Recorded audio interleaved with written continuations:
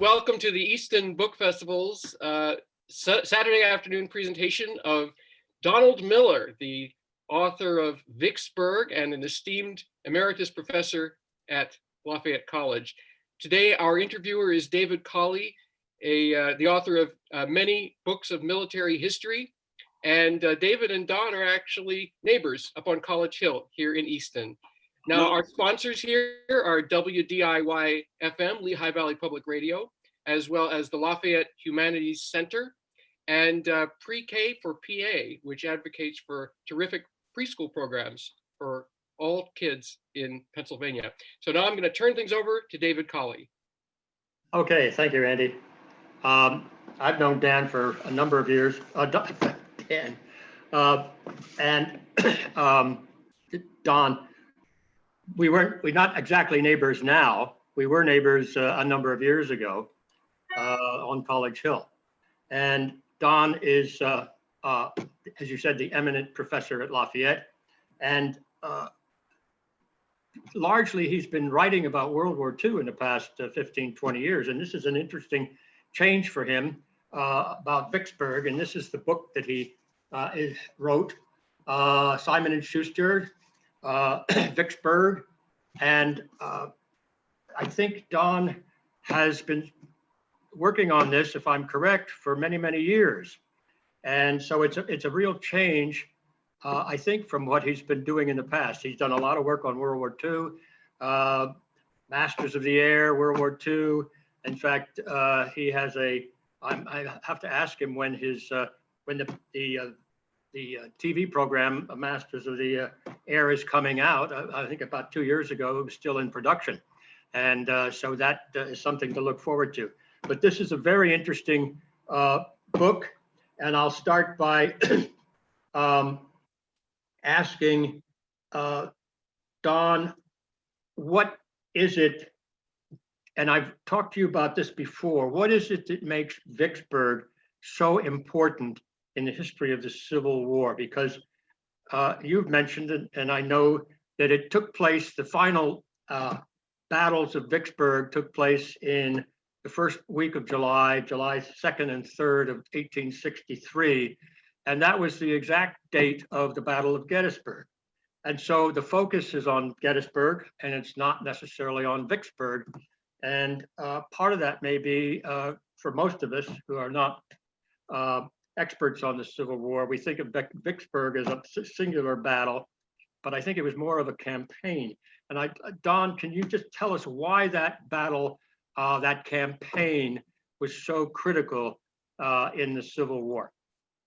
Well, it's a campaign to control the entire Mississippi Valley, from a little place called Cairo, Illinois, which is the southernmost point in Illinois, all the way down to New Orleans. And when the war broke out in 1861, this became a rebel river. And farmers from the Midwest had, been shipping their wheat and corn and hogs down the river. So it was their outlet through New Orleans to the rest of the world. This was all tied up. The Union couldn't conduct military operations on the river. Cities like New Orleans, Memphis are taken off the US map. They become Confederate cities. So it's a campaign to open up the entire Mississippi Valley. And Grant inaugurates it literally in the first couple of months, begins it in the first couple of months of the war. And when it's all resolved, there's really two campaigns. There's a naval campaign that began in 1862 in April, and the Admiral Farragut and his stepbrother, David Dixon Porter, they shot up through the straits below New Orleans, came into New Orleans by the back door. The Confederates were expecting an attack, possibly, north to south. They came in through the straits, went through two forts, and captured New Orleans without firing a shot. And that's the biggest city of the Confederacy. Then they go upriver, and they take Baton Rouge. They take Natchez, and they get stalled in front of Vicksburg because of the geography, high bluffs. They didn't have much of a landing party, so it became a bombardment campaign. They brought some gunboats down that summer, the summer of '62, from upriver, big ironclad boats, which the Union possessed in tremendous abundance, shelled the city. and didn't get any Army cooperation. Grant at the time was stationed in Tennessee. His commander was a guy named Halleck. He wouldn't release Sherman or Grant, who wanted to come down and help out, make it an amphibious operation, take the city. They're not released, and Vicksburg holds. And Grant has to go down and do it all over again the next year. So when it's finished, as you say, actually it's finished on July 4th, when their commander there, Pemberton, surrenders. John Pemberton is actually a Philadelphian. He's a Quaker family from Philly. And I was speaking at the Philadelphia Club last week, and they have a couple of Pembertons on their roster there. And when Grant gets down to finish up the job and does it, on July 4th, the river's open. The full stem of the river's open all the way to New Orleans. They're shipping on the river. The Union can move just about where it wants to. The Confederacy's cut in half. And there's a Western Confederacy, Arkansas, Western Louisiana, Texas, and it's largely cut off from the Eastern Confederacy. Supplies that come in, guns from Galveston, smuggled guns from England, cattle, salt, molasses, you name it. And Grant captures an entire army. That's the second time he did it in the war. He did it earlier at a place called Fort Donelson.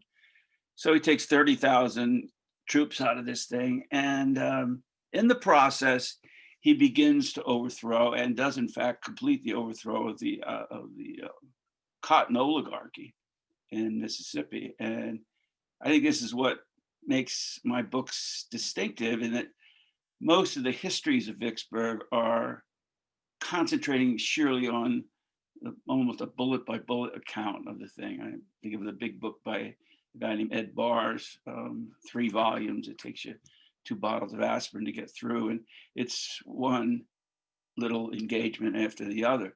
And but actually, Grant is running at Vicksburg a 2-pronged campaign. He's trying to conquer this very difficult city, and we can talk about that geographically, but he's also running a liberation campaign, and we can talk about that too, because he does free, in the process of the campaign, approximately 100,000 slaves in the Mississippi Valley. That's about 1/3 of the slaves that were freed by military liberation in the war, and puts 21,000 of those slaves in Union Blue as troops, mostly protecting garrisons.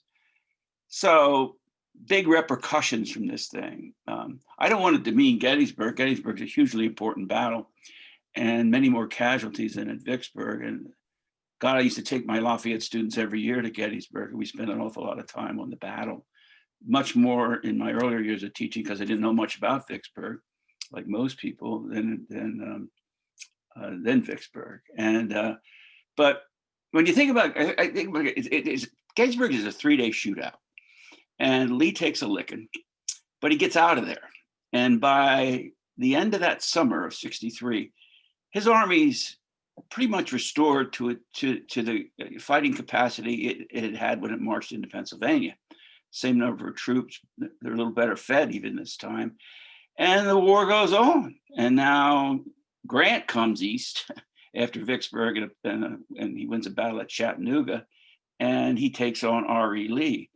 So the long-term repercussions of Gettysburg are not as significant as Vicksburg. Gettysburg would have been hugely significant strategically if the Union had lost, and Lee's on Pennsylvania soil. But it was a Union victory. And I think another thing Grant does, and then we'll get back to the Q&A here. Another thing Grant does, I think the most important outcome of the war is he inaugurates a new style of warfare, hard war, they called it.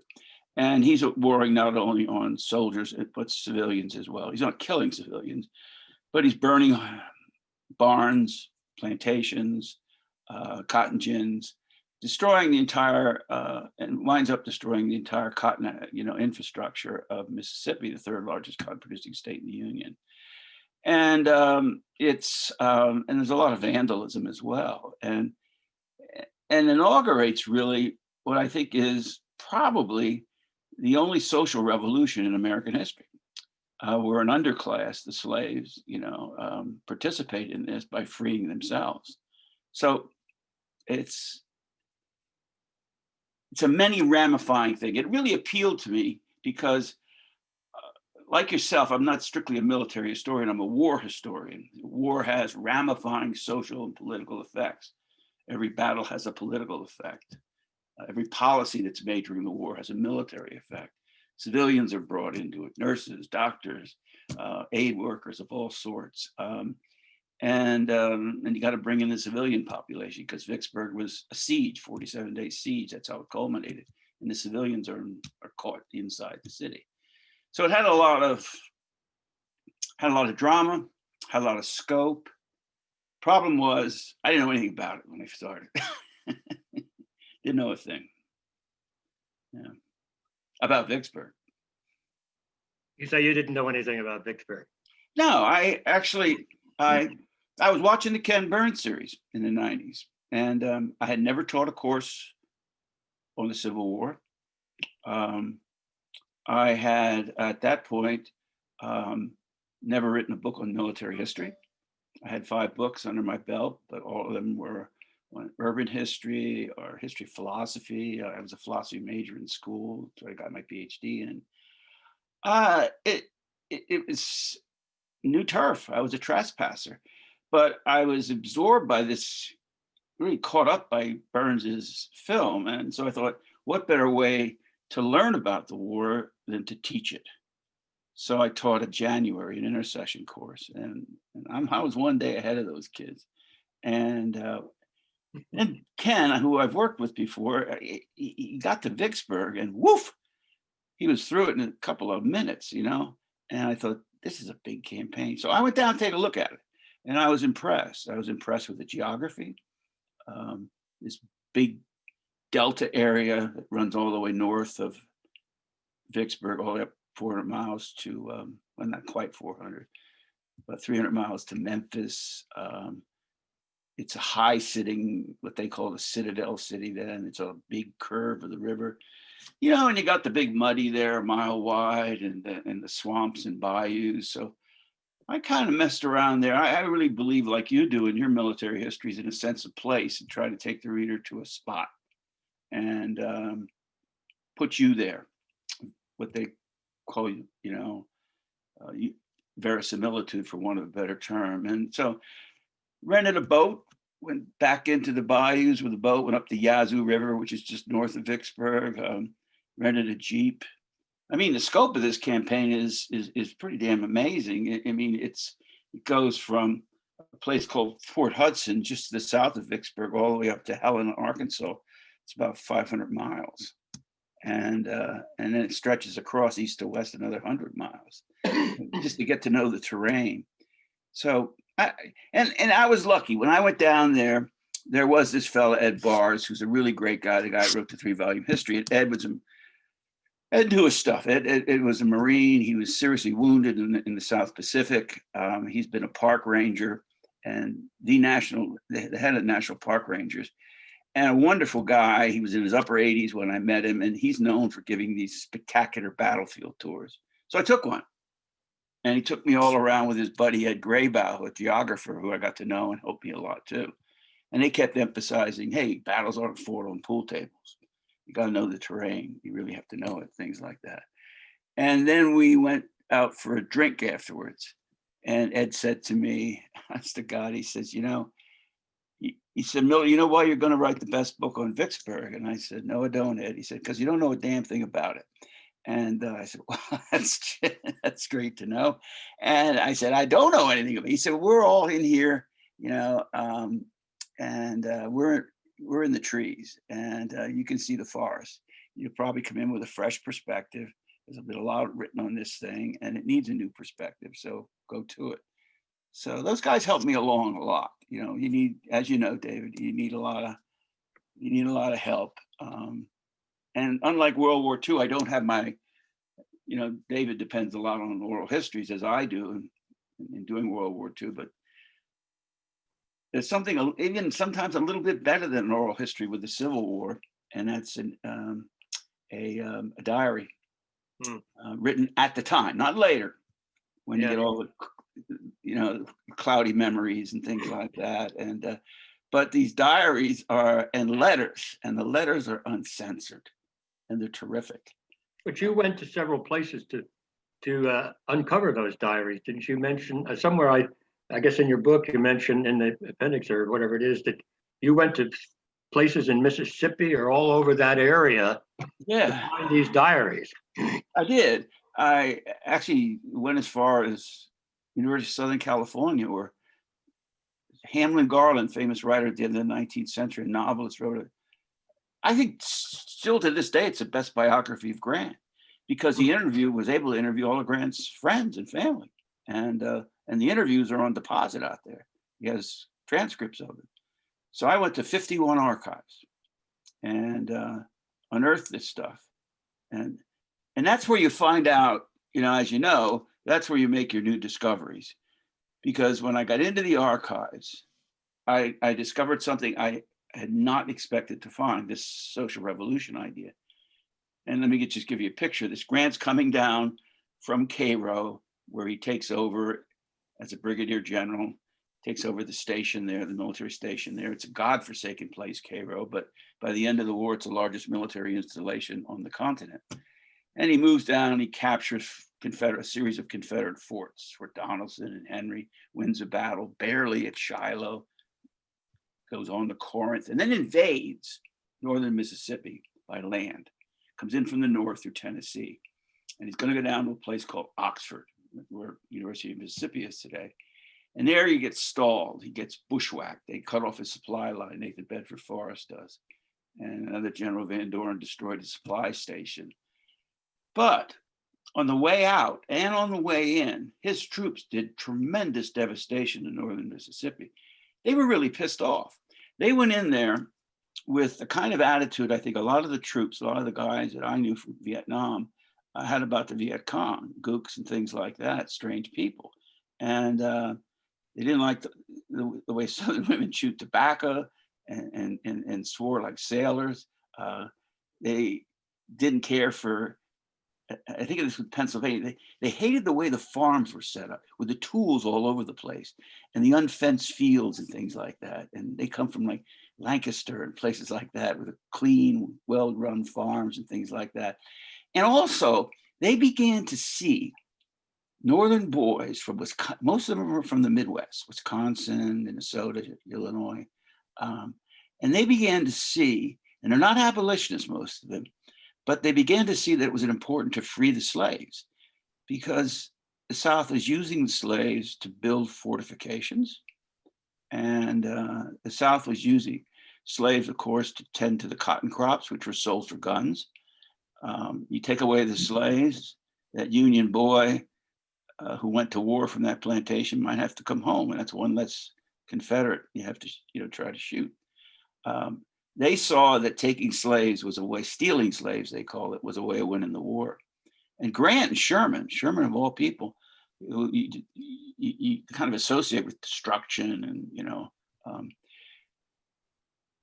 they opposed it and put heavy penalties on these guys, but they weren't able to enforce them because there was too much vandalism and too much. And this just wasn't ordinarily what they call foraging, going out in the fields and gathering together food to supply the army and, feed for your livestock. I can interrupt you just to, that's to me one of the interesting aspects of this because Sherman was, I guess, Grant's, it wasn't he was his subordinate. Yeah. And he must have learned from that campaign because later on, his march to the sea, they just literally torched or was scorched earth in Georgia. So that's an interesting aspect of this, that if Sherman opposed that kind of behavior. Yeah, he did. Sherman talked the hard war and was a brilliant writer and, over the top sometimes, but, and talked about tough war in the South, but it was Grant, I found, who was the man of iron, who was willing to carry this out. And I really think this is might be a bit of an overstatement, but not too much. I think clearly that Grant taught Sherman how to fight that kind of war. And later at Chattanooga taught Sheridan how to fight it as well. Yeah. This is Phil Sheridan, who scorched the Shenandoah Valley later in the war when he served under Grant. But Sherman buys into this. Now, Sherman is a racist, and he's not willing to use slaves as soldiers, but he's willing to free them because he sees what the soldiers see. One letter, really, one of the first letters I picked up serendipitously, it was from a kid from Indiana, around Bloomington, and he wrote his father, and his father, in answer to a letter his father sent, his father, this is after the Emancipation Proclamation. And by the way, that sets up the whole Vicksburg story, because the heavy fighting at Vicksburg occurs right after the Emancipation Proclamation. Okay, so Grant has the authority to free slaves. And so the letter comes in from the old man, and he says, "Come home, Robert. And you ain't fighting an N-I-G-G-E-R war," he says in there. And this wasn't about emancipation. This was a war about union. And his son, who shared his sympathies, his racial sympathies largely, wrote back and said, "I ain't no end lover." He said, "but I am a military abolitionist," and he used that word.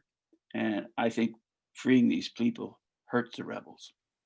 And we're going to be around here a lot fewer months if we can end this, end this system." And then one letter after the other comes in like that, and these units, some of them really go crazy and they take it not just to burning economic resources and stealing huge numbers of cattle and you know, in an area that's largely destitute, and the Confederate Army depended on those crops to survive and try to blunt Grant's invasion in northern Mississippi. But they start to get into homes and do some nasty stuff. I don't know how much rape there was. We'll never know. They're stealing women's clothing. They're stealing books, burning books. And when I used to hear words about Yankee vandals and things like that, I just brush it off. And that's just Southern triumphalism and all that sort of stuff. But a lot of families really experience that sort of stuff, where soldiers would come in and rip the earrings off women's ears and things like that, the necklaces, steal the jewelry, play around and dress up in negligee and things like that, and scared the hell out of people in Mississippi. I'll tell you, they really thought they were being invaded by barbarians. And so this war became really nasty. I think it's one of the reasons Vicksburg holds on so long. They saw the consequences of what was going to happen if the Yankees won this thing. And the world turned upside down, and with the slaves on top and these Yankee vandals in charge. So it becomes Vicksburg, like today, it was about 4,500 people back then, if I'm correct. And how big is it today? And are there still the scars of the war there? Yeah, you go down there, David, and there's a lot of Confederate sentiment there. There's an apocryphal story, but it's like a lot of apocrypha. There's some truth that veins through it. They didn't celebrate. Most people in Vicksburg didn't celebrate the 4th of July till 1955. And Ike went down there and said, "Hey, you got to get with it here. You know, you're part of the country." And there's still Confederate flags flying around, and they have a black mayor. It's largely a black town, large number of civil engineers down there. Army Corps of Engineers has a big operation down there. And then, of course, the battlefield itself, which is absolutely spectacular, sitting high over the Mississippi, commanding view of the whole valley, tremendous topography. And one question I have is, you know, they planted a lot of mines and they exploded a couple of them. And from what I understand, they were about going to set off another 13, very similar to the First World War, undermining the trenches.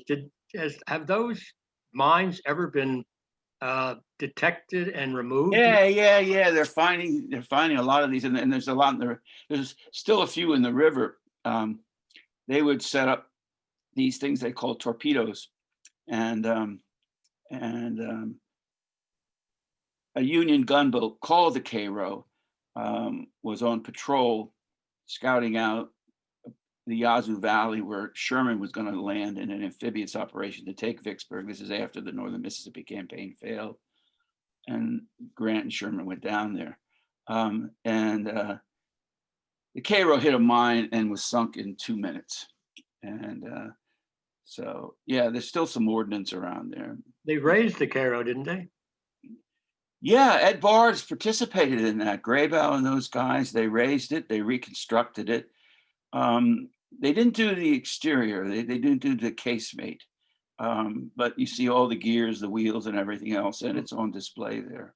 Yeah, very handsomely. The only one, by the way, in existence. The only one that's left of those. Yeah, the only one of that huge gunboat fleet. And that's another thing about this battle that I try to, I mean, the Navy plays a big part here. I mean, this is like D-Day. It's an amphibious operation. And Grant said afterwards in his memoirs that he wouldn't have won it without the Navy. Not only that, he wouldn't have fought it had the Navy not been there. And the Navy was independent. I saw what I thought was a really hokey film recently on History Channel. Now I'll never get to do the History Channel again. But on Grant, and they said, well, Grant needed to get south of Vicksburg to take it. He was in Louisiana and fetid, swamp-ridden, camps there, and he had to get below Vicksburg to take it, and that meant running by 18 miles of batteries along the river, and some thought it was an impossibility.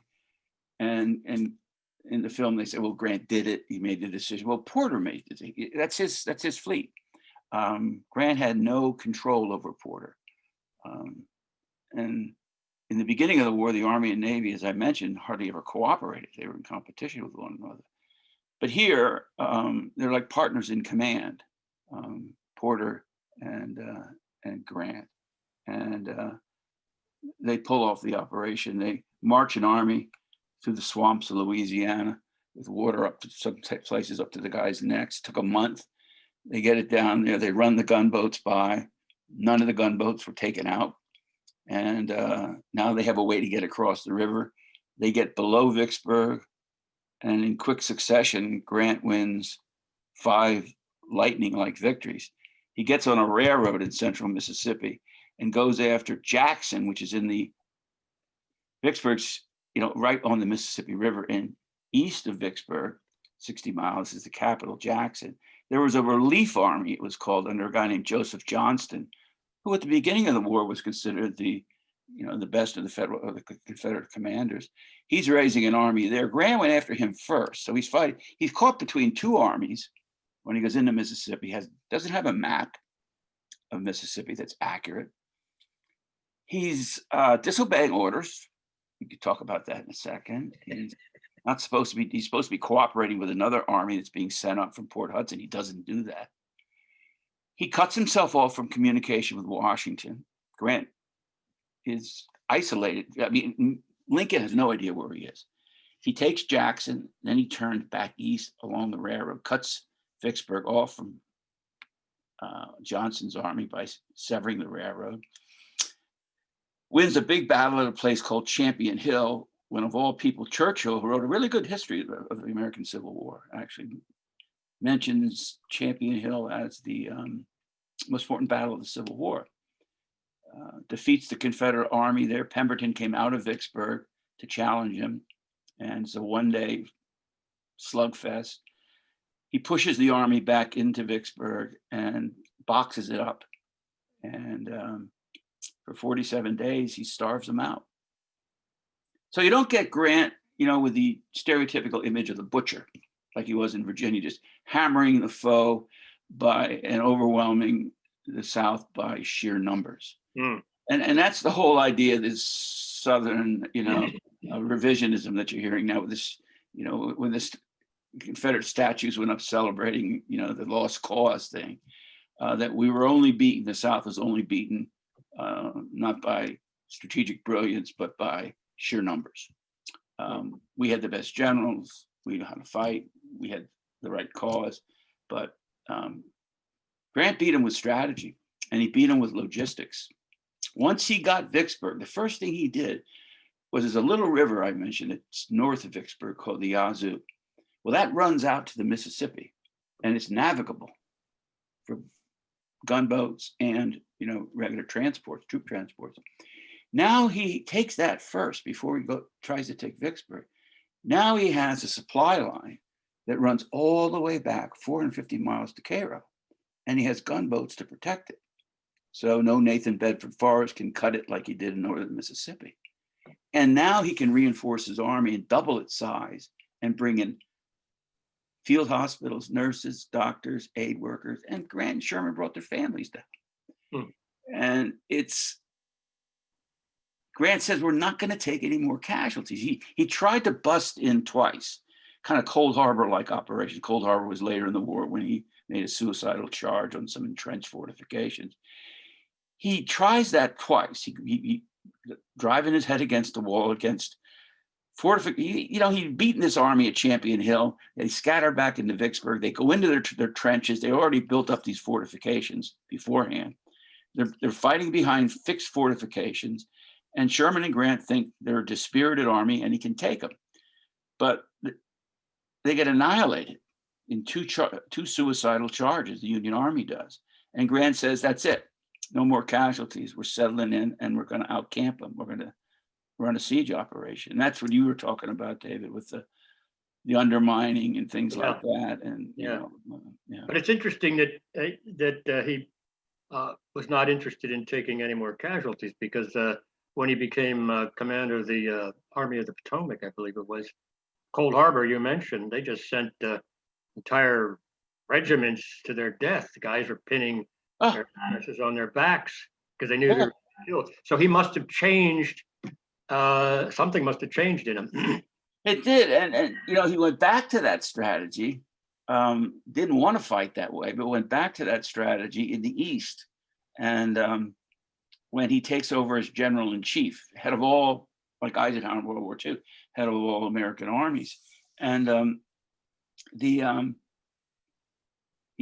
he fights battering campaigns in the wilderness, Spotsylvania, and Cold Harbor. But then after Cold Harbor, he gets south of Richmond and gets defeated there 4 in a row, and then goes into a siege and says the same thing: no more casualties. And we're going to cut off their rail lines and cut off their food supplies and starve them out and wait it out. And that siege lasted 13 months. So he wins the two big battles of the Civil War in the same way, by a siege operation. Yeah. What about Pemberton? What became of Pemberton? He was born in Philadelphia, and well, the family turned a cold shoulder on him. They really tried to talk him out of joining the Union, the Confederate Army. I mean, he was guarding the president inside Washington, D.C. when the war broke out at Sumter, and they tried to talk him into. He had 2 brothers who were cavalrymen, and they said, "Look, you're never going to be able to come back here with any respect." And but he did. He came back, settled for a while in Virginia, and then moved back to PA, just outside of Philadelphia. And he came back to Philadelphia. Came back to Philly suburbs, just off the main line. Is he buried there? Do you know? Yeah, he's buried in Philly. Yeah. Very interesting.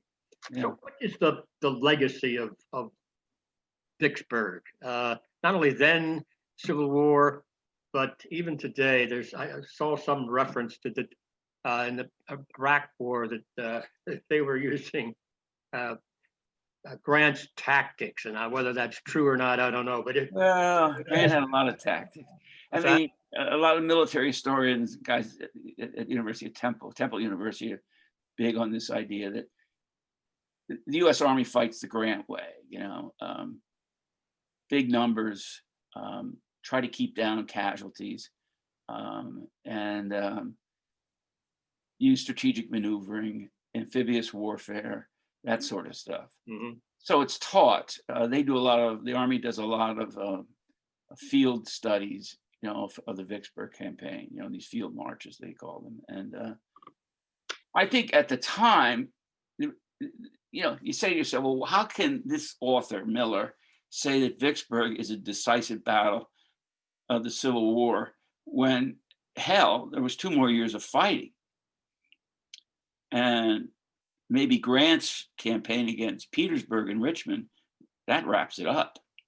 But what I'm arguing here is that when he brings himself and this style of warfare, and eventually Sherman coming through Georgia and up through the Carolinas toward Virginia, when he brings this style of war, coordinated warfare, where all the armies work together for a common objective, and every troop is used from every garrison. Nobody's on garrison. They're all like garrison. He pulled the troops out of Washington, D.C. They're protecting the Capitol. Lincoln went crazy for a while, and we have forts, we have guns, but we don't have men. They're out in the field at Spotsylvania and Cold Harbor with Grant.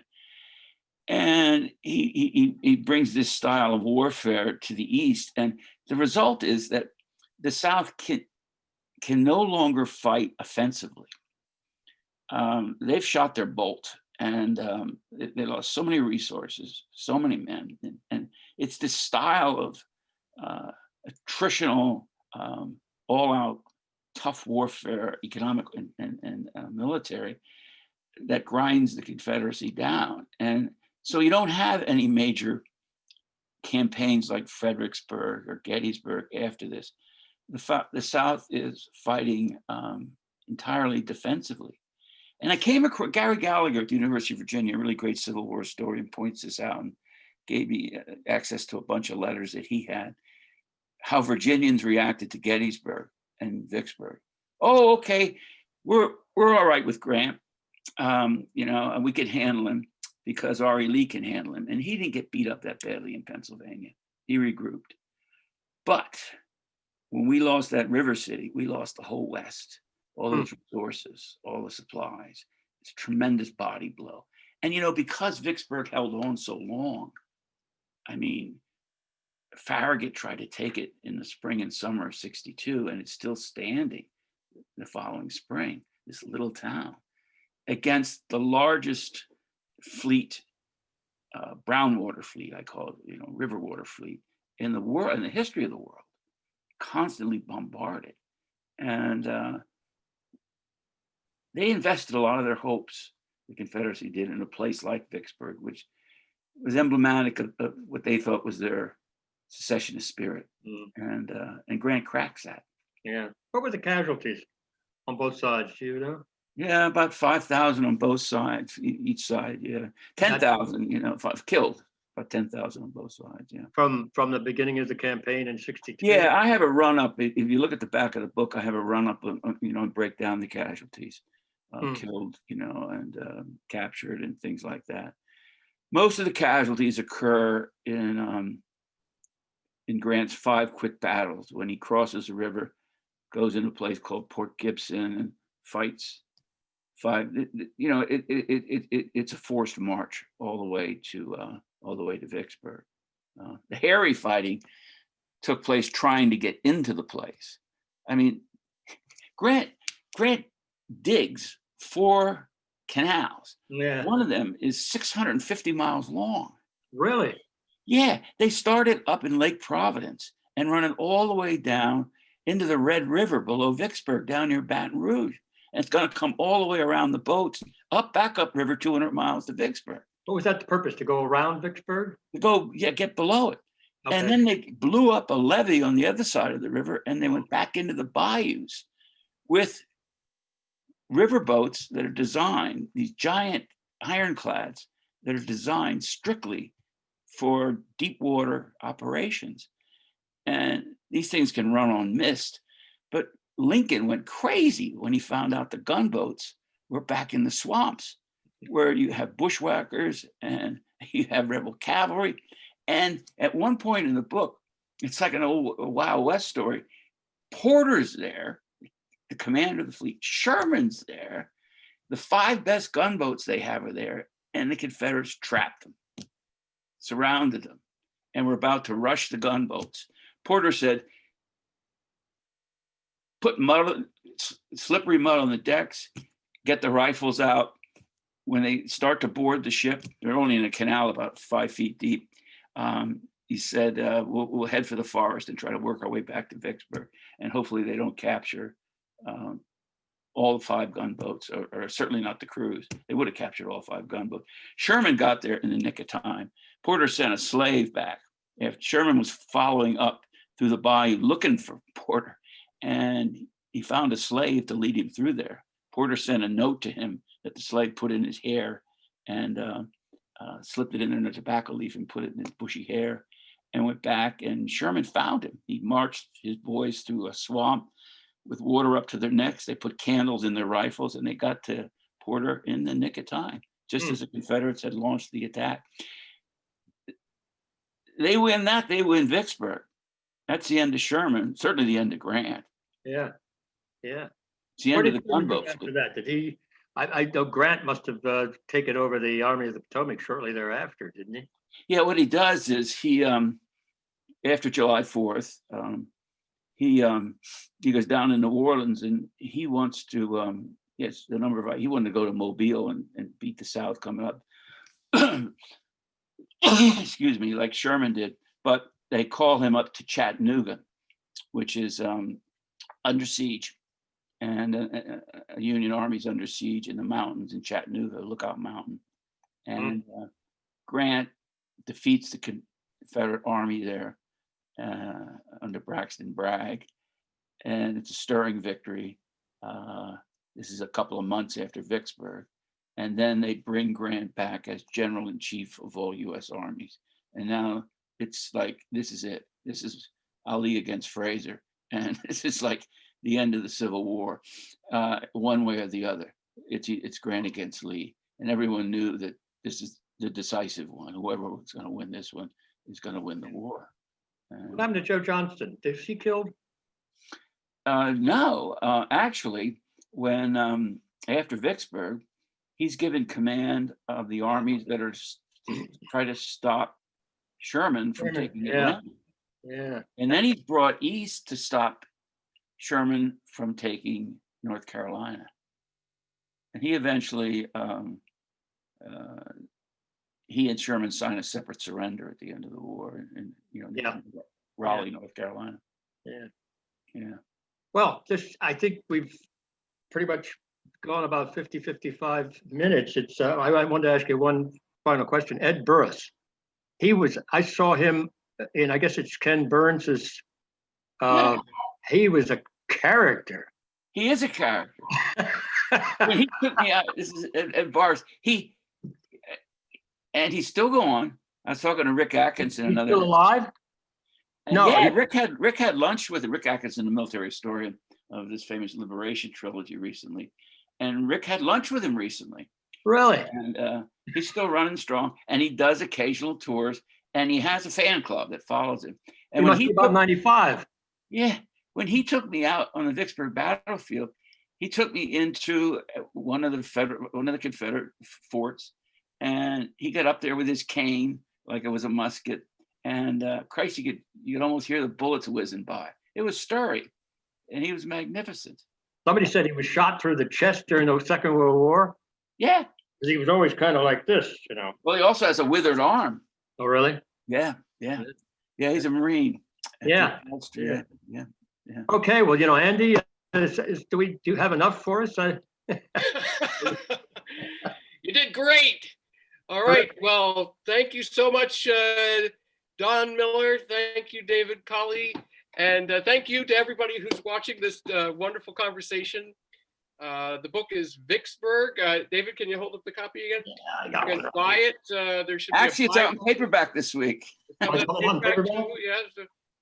should be a buy button underneath this video on the festival website.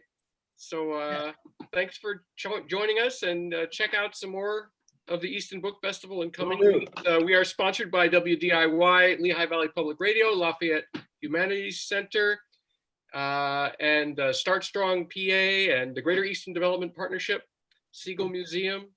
So glad you could join us. And thank you. Really like the festival. Last year it was great. It was great. Yeah, it was. You're doing a lot for the community.